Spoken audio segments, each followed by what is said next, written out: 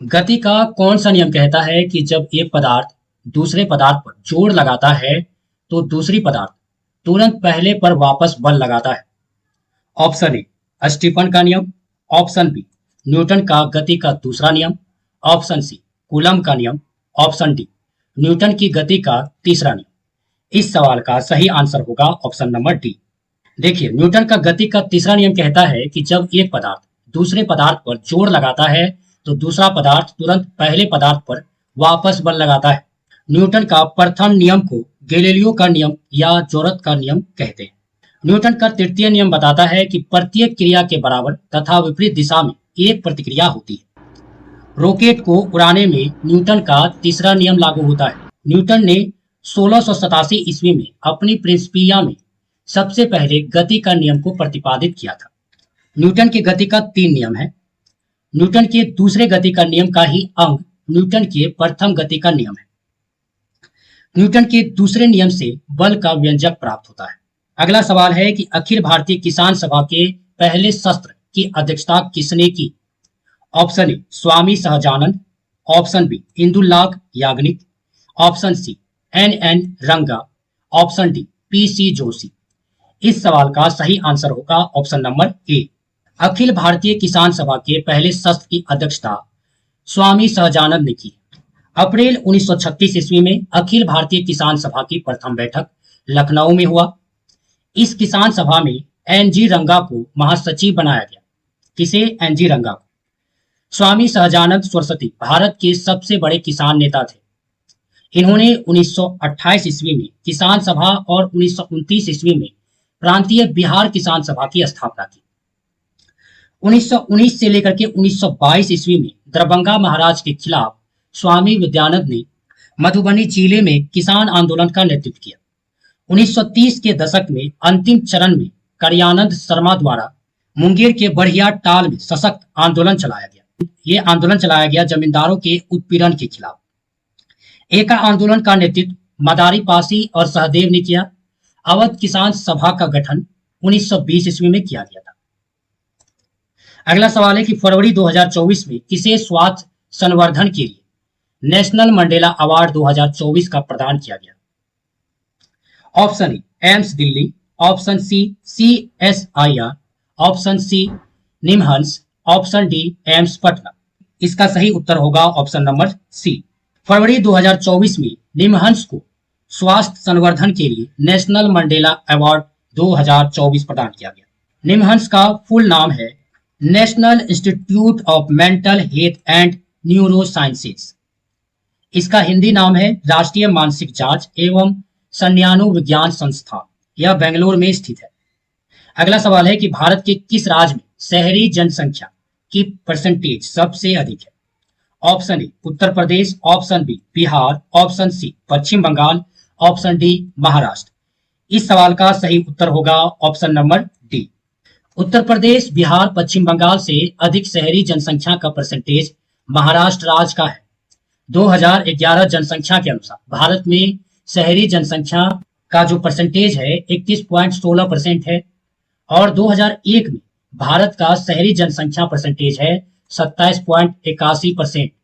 2011 जनसंख्या के अनुसार गोवा का शहरीकरण आबादी है 62.2%। तमिलनाडु राज्य का शहरीकरण का जो परसेंटेज है 48.4%। केरल का शहरीकरण जनसंख्या परसेंटेज है 47.72%।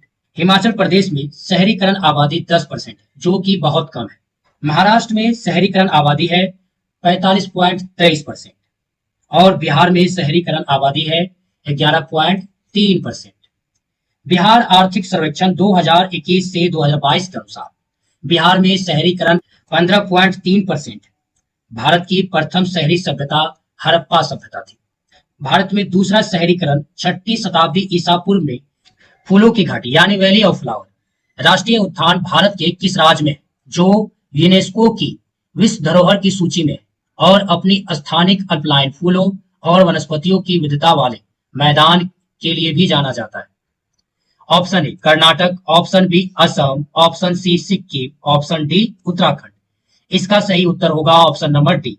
वैली ऑफ फ्लावर राष्ट्रीय उद्यान भारत में है, जो यूनेस्को के विश्व धरोहर की सूची में है। अपनी स्थानिक अल्पलाइन फूलों एवं वनस्पतियों की विविधता वाले मैदान के लिए भी जाना जाता है। यह उत्तराखंड में स्थित है।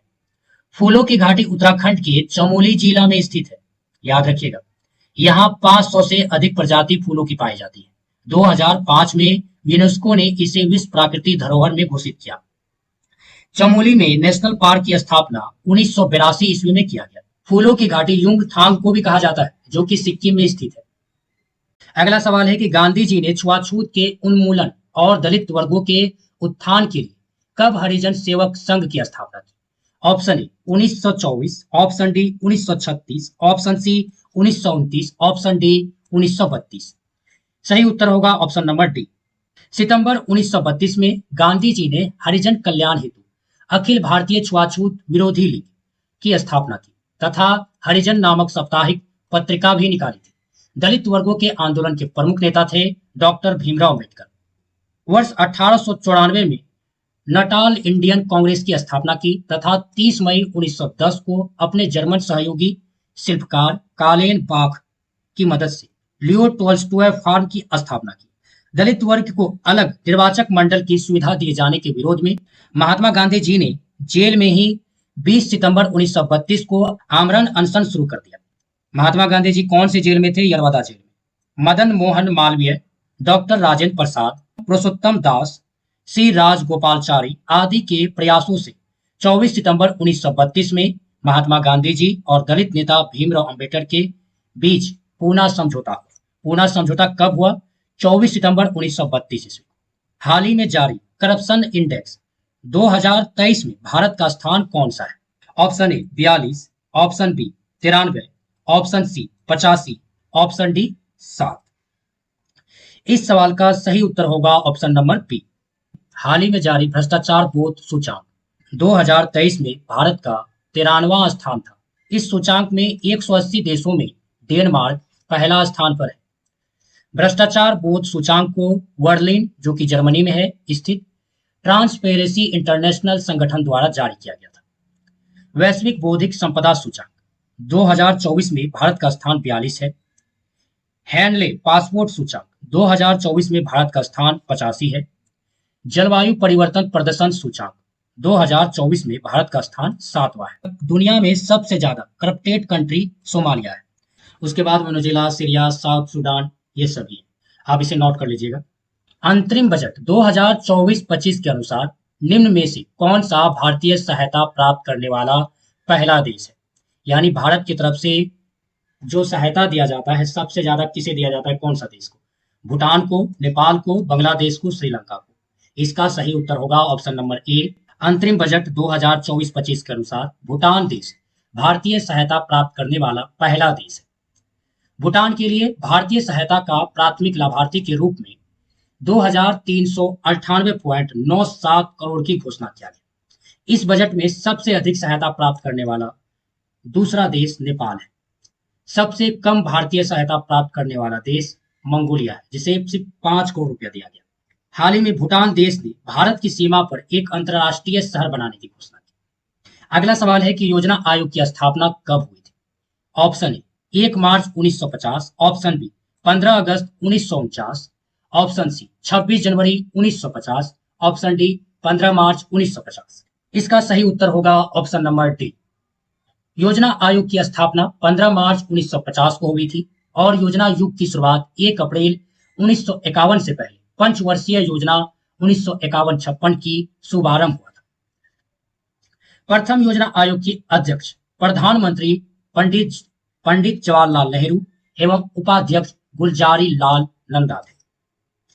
केंद्रीय कृत नियोजन सर्वप्रथम पूर्व सोवियत संघ में 1928 ईस्वी में अपनाया गया।